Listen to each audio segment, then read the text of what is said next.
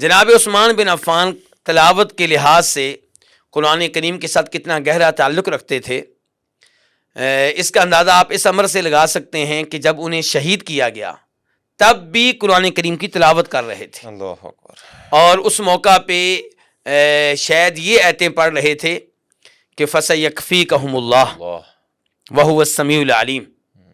تو جناب عثمان بن عفان کا تعلق قرآن کریم کے ساتھ جب مسلمان ہوئے تب سے قائم ہوا، مرتے دم تک، شہادت تک قائم و دائم رہا۔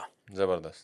جی، تو ہمیں بھی چاہیے کہ ہم بھی جناب عثمان بن عفان کے انداز میں قرآن کریم کے ساتھ تعلق قائم رکھیں۔